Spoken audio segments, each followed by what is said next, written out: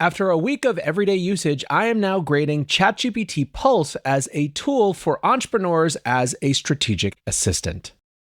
Welcome back to the AI Daily Brief. Today we are actually grading not one, but 3 different products that have come out this week. We're looking at ChatGPT Pulse, Sora 2, and the wildly overshadowed but potentially most significant of all, Imagine from Claude. With both Imagine and Sora, it's going to be a little bit more impressionistic, but with ChatGPT Pulse, I had a very specific goal in mind when I wanted to look into it.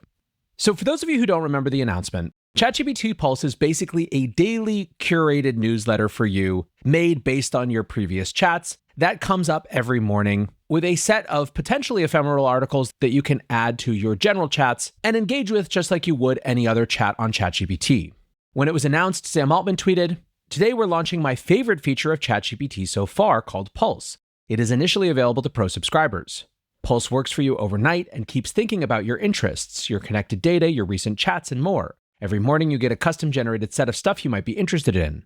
It performs super well if you tell ChatGPT more about what's important to you. Think of treating ChatGPT like a super competent personal assistant. Sometimes you ask for things you need in the moment, but if you share general preferences, it will do a good job for you proactively." And this is really the key question: how valuable it is, how much people want a shift from reactive to proactive. For his part, Sam says, "This all points to what I believe is the future of ChatGPT, a shift from being all reactive to being significantly proactive." New CEO of Applications, Fiji Simo, said something similar. In her Pulse announcement post, she wrote, "AI should do more than just answer questions. It should anticipate your needs and help you reach your goals." She even called her blog post about it a new paradigm of proactive, steerable AI. And she basically says that this is an agent that becomes more like a human assistant. Explaining more, she writes, "Pulse combines information from your chats, your feedback, and connected apps to deliver a focused set of updates designed to make your life easier. That might mean following up on a project, suggesting resources to advance a long-term goal, or reminding you about an upcoming commitment. Personally, Pulse has already helped me discover new emerging treatments for my health condition, recommend new painting techniques for my art practice, surface great weekend events for my family, and more." All right, so on the one hand, they are explicitly in all of these announcements indicating that this is both for work and for life. You keep hearing this phrase, help you reach your goals. At the same time, it felt kind of inevitable to me that mostly this was going to be about 1, curating news around people's interests, and 2, making contextual recommendations for things like restaurants, travel, events. And certainly when you looked at the OpenAI staffers who talked about their early experiences with Pulse, a lot of it was restaurant discovery or events or just interest aggregation. And so here was the issue for me going in. First of all, I am long on record as saying I just do not believe in and am not interested in personally any of the sort of restaurant, local events, real-world recommendation style features of these assistants. I do not believe that that set of functionality is sufficiently useful to justify agents in AI. I just don't think that discovering those things is enough of a problem that it justifies a whole new paradigm. Now, perhaps if that comes along with other stuff, fine. And I'm also very willing to recognize that my personal preferences here may not be the mass, but I cringe every time I see a new agent platform demo themselves by booking a flight or making a restaurant reservation. And so when people are finding family events as the main benefit of this thing, my eyes start to glaze over. The second thing is, it does feel like Pulse can do a great job for lots of people around information curation, around their interests and their professional pursuits. The problem with that use case for me is that in many ways, I am the human that for all of you. I spend literally hours every day reading not just what is interesting, but every single possible thing about AI so that I can filter and curate and synthesize what I think is most important. Now, that's not Pulse's fault. And I actually think that that feature can be super useful for a lot of people. I just knew that it wasn't going to be useful for me. In fact, one of the first things I had to do was make sure to instruct Pulse to never, ever try to share news about AI or related topics with me because it was just going to be a waste of space. All of this led to my starting position with Pulse, which was that while I thought it would be great for a ton of people, in fact, maybe for the average person, I didn't think it was going to be great for me. But I wanted to try it because in general, I've found that I seem to get a lot out of ChatGPT as a business tool that other people don't. Just in terms of how I use regular ChatGPT. I use it, yes, for a ton of obvious stuff, for helping write ad copy, comparing YouTube thumbnails, comparing post titles. I use it for document review, translation, all the normal stuff that people use ChatGPT for. But then what's a little bit different is that I use it extremely deeply from a strategic perspective. And I've done this ever since O3 came out. The jump between O1 and O3 was where this use case was really unlocked. where I spend a meaningful amount of time pretty much every day talking through and sifting through my own ideas, strategies for the future for both the podcast and surrounding media endeavors, as well as for Superintelligent. And what I really wanted to try to see was whether I could tune Pulse to actually support that type of behavior, to basically surface every day a set of interesting strategic thoughts, basically continuing our conversation in between the times that I was actually prompting it about something specific. I spent a bunch of time at the beginning really dialing it in to make sure I got less of what I didn't want and more of what I did want. And initially it did pretty well. In the first few days, I got some ideas for new product offerings. I got some review and reflection on positioning for Superintelligent and how we can head into 2026 owning the idea of AI planning as a platform. And it also picked up on some discussions that I had been having around extension products for the daily brief in ways that were valuable. So when one of the articles on Pulse is something valuable, you can save it and it just becomes a part of your chat. And so you can see here this example where one of the things that I'm considering for the daily brief preview alert, because this isn't something I've announced or even actually decided if I'm for sure doing, but TLDR, I think there's an interesting gap between information and entertainment on the one hand, which is of course what the podcast does now, and full-on learning and upskilling on the other. I think there's a big space between them, and in that gap, there's a lot of opportunity to take informational or educational type content, tweak it a little bit to make it more useful and practical for upskilling without it being all the way into the realm of coursework and training. The idea that I've been discussing is the idea of an enterprise edition, which basically would take the show that we have as it is now and optimize it for cross-organizational usage. So what you can see here is ChatGPT Pulse trying to take it and position and package it a little tighter. The positioning, it says AIDB Enterprise Edition, your org's daily AI learning layer. It operationalizes AI literacy and decision-making with lightweight routines embedded in Slack and Teams, email, and recurring meetings, so busy teams absorb what matters and act on it. The core bundle from a product perspective, a daily operator's cut, which is a one-pager with 3 to 5 takeaways, roll-by-roll actions, and discussion prompts, a 2-minute daily audio cut down, basically taking the show and compressing it for people who are really busy, a weekly team briefing that has what the implications of the top stories are, broader discussion points, etc. And then it even had a bunch of expansion pack ideas, as well as how to suggest ROI, pricing, distribution ideas, etc. So this is valuable. This is something that I'm actually actively thinking about. And like I said, in the first few days, I was able to get some of this style of thing out of here, which wasn't necessarily totally novel, but like I said, it did extend what we had been talking about. I also have been fairly successful in getting it to suggest totally novel products or offerings. While the hit rate on those is obviously going to be lower, that is still something that I think is interesting, to basically have a constant ongoing overnight idea generator where I can quickly reject an idea or save it for later with the little bookmarking tool that puts it into the normal chats. However, I started to run into a set of very consistent issues which have really limited my ability to use it for these purposes. The first we'll call context creep. So like I said at the beginning, in addition to my primary or most valued use case, which is all of this strategic stuff, I do use ChatGPT for a ton of other things. And unfortunately, Pulse doesn't know which of the things that I'm using ChatGPT for are more important or less important to me. On any given day then, it's going to have a whole bunch of stuff that I absolutely under no circumstances want it to use as fodder for Pulse. Every day, for example, I'm using it to write descriptions and titles for podcasts. I'm using it to compare YouTube thumbnails. I'm sometimes asking it about topics and how to frame things for the show. And there are often very sort of basic mechanical things too. For example, the other day I was trying to figure out how Spotify subscriptions work and whether there was a way to add an ad-free version of an episode or whether I needed to publish each episode individually as its own thing and then mark it as only for the subscription. And the next morning in Pulse, the top 4 articles were all about Spotify subscriptions and optimization strategy, and it's just stuff that I had absolutely no interest in being there. But again, Pulse had no idea how to differentiate which things mattered most to me. Now, yes, theoretically, it is steerable, and I had some success in reminding it not to discuss things like thumbnails or YouTube or Spotify optimization, but it still has every day a ton of that style of stuff creep in. And so until I'm really able to almost rank prioritize which of my use cases for ChatGPT matter, if it's drawing from all of it, there's going to be some amount of this context creep.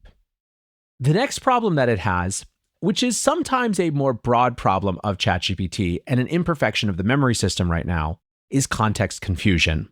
The big context that ChatGPT gets confused at with me is, of course, where the lines between Superintelligent and AI Daily Brief are. Many times when I'm talking about a novel product, as clear as I try to be that it is something that I'm thinking about in the AI Daily Brief context or the super intelligent context, it ends up blurring them together. And this problem seems to be worse in the context of Pulse. It would frequently blend two different conversations together into one, or in another circumstance, extract details from one type of conversation and plant it in another where it had no business. So, for example, it situated the product that I was exploring in the right way, but pulled pricing discussions that we had had from something totally different from a different domain. Now, like I said, this is me rubbing up against the limits of the memory architecture right now, and I assume that this will get better over time. But this sort of context confusion seems to be amplified, like I said, in the context of proactivity versus reactivity.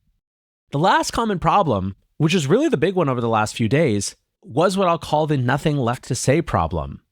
There are only so many times it can rehash and repurpose and try to extend strategic conversations we've already had. It turns out that many of those things really require me to give new inputs and provide new direction in the way that I'm thinking about them for those conversations to be relevant. And so where I was consuming almost all of the content over the weekend and at the beginning of the week, by the middle of the week, I was just giving it a glance and finding much, much less relevant. And even when it was bringing back up relevant strategic conversations, a lot of it kind of just got repetitive. Which brings me back to this assertion that AI should do more than just answer questions, that it should anticipate your needs and help you reach your goals. The verdict on that continues to be out for me. I am not unsatisfied at all with ChatGPT as a strategic partner. To the extent that I am, it's about things like that memory paradigm, not how proactive versus reactive it is. In fact, what I found all week was that for it to be useful in this context, it really required me to be continually inputting new questions, new thoughts, new explorations. The point is, for my strategic use case, I do not need ChatGPT to be proactive. I do not need it to be ambient. I worry, frankly, for OpenAI, that this assumption that it should anticipate your needs is a little bit of old world Web 2.0 attention capture logic seeping in. Does AI really need to anticipate your needs? Or if it did anticipate your needs, would that just be a better way to get people to return to it? Now, obviously, the people who are building ChatGPT want people to use the product. And for the first time ever, tech companies are having to ask, is there enough that's enough? Might we not want the attention battle to be totally zero-sum? But these are big ongoing questions and they will not be answered just in the context of this show. So as for a grade, I'm going to give it a B-. I went in being very skeptical that it was going to be something that I would habituate. Where I find myself a week later is that a lot of that skepticism has been validated, although not necessarily for the reasons that I would have thought, and frankly, for some reasons that are potentially fixable through some combination of product and model development, as well as my own personal tinkering. I find it interesting enough that I imagine that I will probably on most days open it up to give it at least a quick skim, flag the pieces that are relevant for me and come back to them later. And that might be enough. In other words, Pulse might not need 100% consumption where I sit down for 20 minutes and read every word for it to be a useful feature.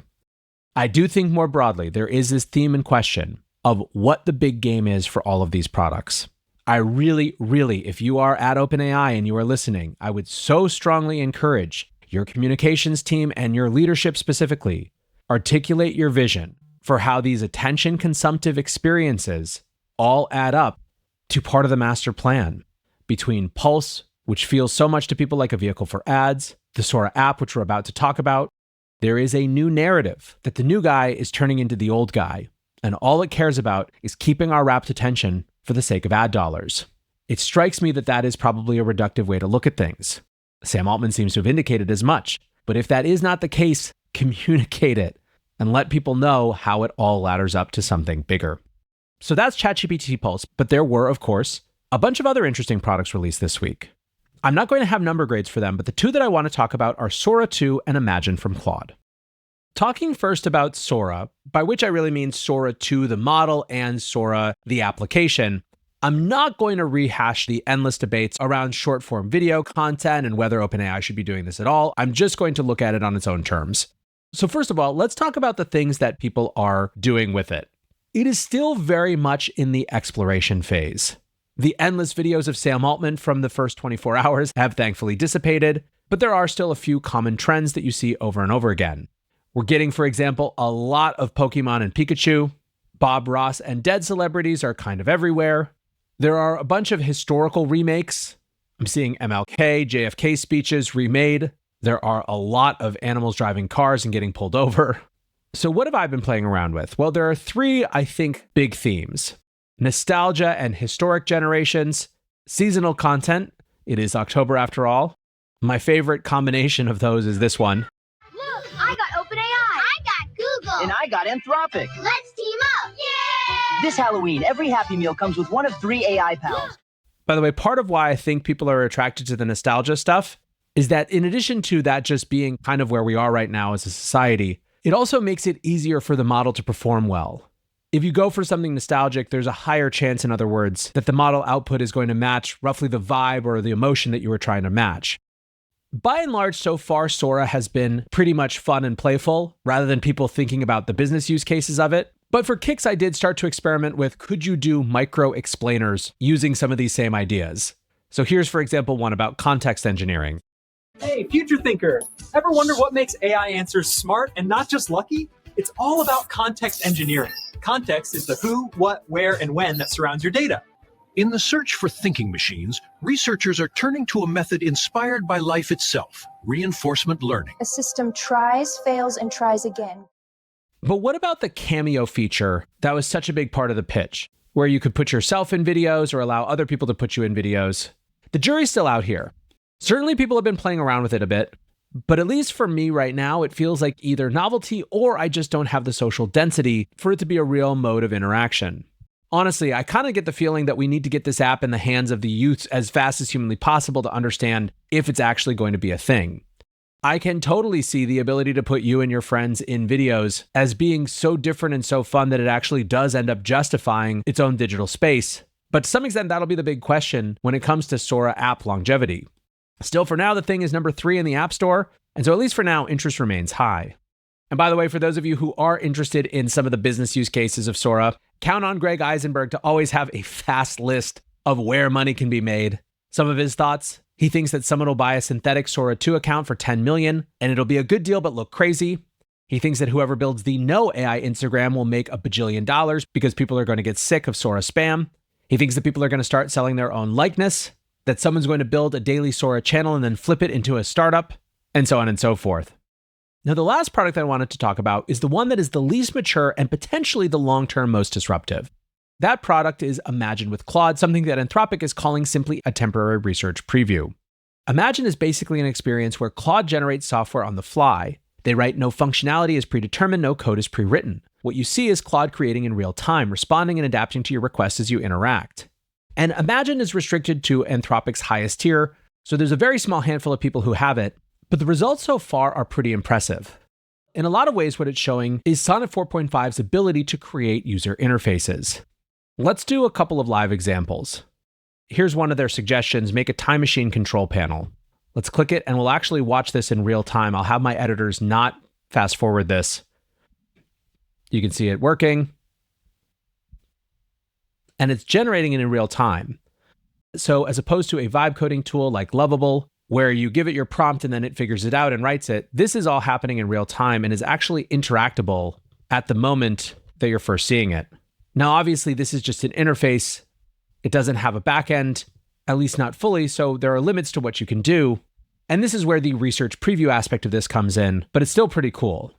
One of the experiments that I like doing when it comes to these types of experiences is design a version of 1990s black and green Oregon Trail, but with Lovecraft themes called Eldritch Trail.